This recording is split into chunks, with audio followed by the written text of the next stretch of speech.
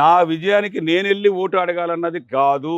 ప్రజలే రోడ్డు మీదకి వచ్చి మల్లాడి కృష్ణారావుని రెండో గుర్తు జగ్గుకు ఓటేయండి అని ప్రజలే కోరుకుంటూ ఉన్నారు. ప్రజలు కోరుకున్నప్పుడు నేను వెళ్ళి ఒంగొంగు దండాలు పెట్టవలసిన అవసరం లేదు. అలాగే నా పాలసీని మార్చుకుని డబ్బునో మందునో పంపవలసిన అవసరం 1% కూడా లేదు. ఆ డబ్బు మందు కానీ లేకపోతే ఈ అశోక్ అన్న అతనికి ఎవడో పలకరించేది కూడా ఉండదు. సిట్టింగ్ ఎమ్మెల్యే గొల్లపల్లి శ్రీనివాస్ అశోక్ ప్రస్తుతం మీ ప్రత్యర్థి అనుకుంటాము. ప్రస్తుతం మీకు ఆయనకి కదా పోటీ, అంతే. మధ్యలో టీవీకే పార్టీ పోటీ అన్నది అతనికి మాకే ఉంటుంది. పోటీ మీ ఇద్దరికే.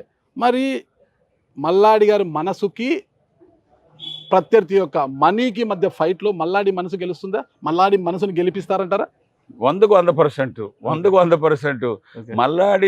మల్లాడిని గెలిపించుకోవాలనే ఉద్దేశంతో వాళ్ళు నన్ను మీరు పోటీ చేయాలని అనుకున్నప్పుడు డబ్బు గెలుస్తుందా మల్లాడి గెలుస్తాడంటే 100% మల్లాడి మనసులో ఉన్న ప్రజలు వాళ్ళ మనసులో నేనున్నాను, నా మనసులో వాళ్ళు ఉన్నారు కాబట్టి 100% నన్ను ప్రజలు మంచి మెజార్టీతో గెలిపిస్తారని ఆశిస్తున్నాను. కాన్ఫిడెంట్గా మాట్లాడుతున్నారు. ప్రజలు నన్ను గెలిపిస్తారు పదే అంటున్నారు కదా. అలాంటప్పుడు మీ ప్రత్యర్థిని అంతమొందించాలని చూశారంట.